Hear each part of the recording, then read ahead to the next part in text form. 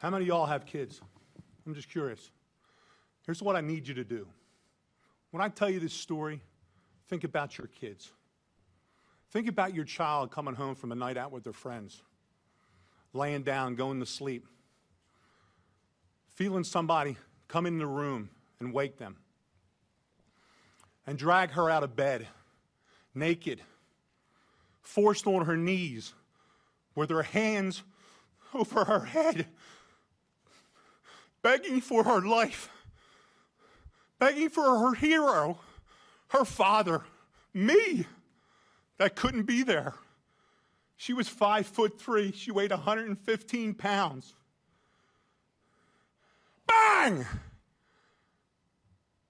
Dead. Gone. Why?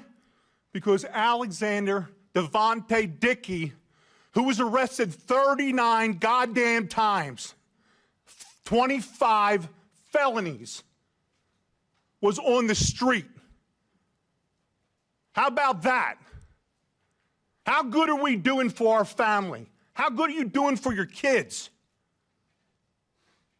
He should have been in jail for over 140 years for all the crimes he committed.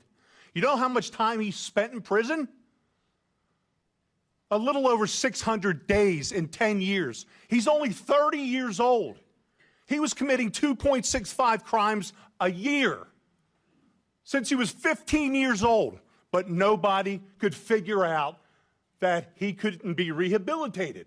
Well, you'd have to put him in prison to see if he could be rehabilitated. Isn't that the idea of prison? But no, my daughter wanted to be a teacher. She finally figured it out 2 weeks before she was executed. And I haven't heard a damn word from Byron Gibson in South Carolina. Not one word. 4 months, no communication.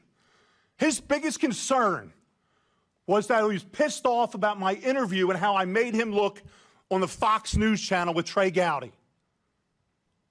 How pathetic is that? That we're letting our 22-year-old kid visiting friends. It's all she ever wanted to do was visit friends.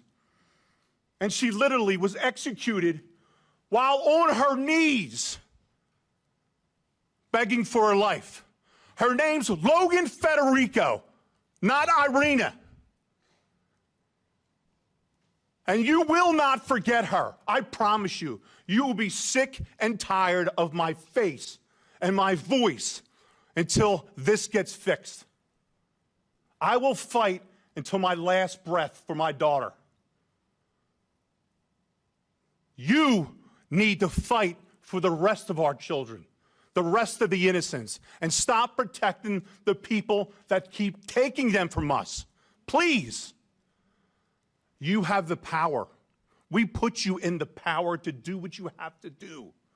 We're asking you, we're begging you all to stop this. 39 crimes in 10 years, 25 felonies.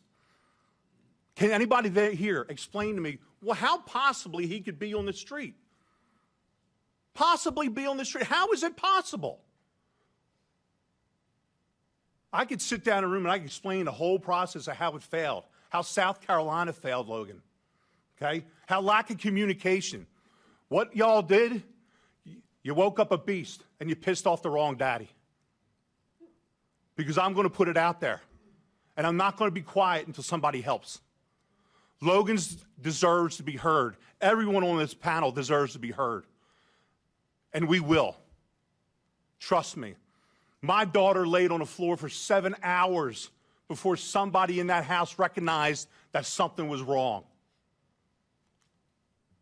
And that career criminal, an hour later, went on a spending spree with her debit card.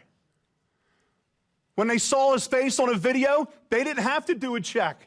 He was arrested so many times, they knew who he was. They knew exactly where to go get him. Pathetic. Absolutely pathetic that I'm here today. Thank you for your time.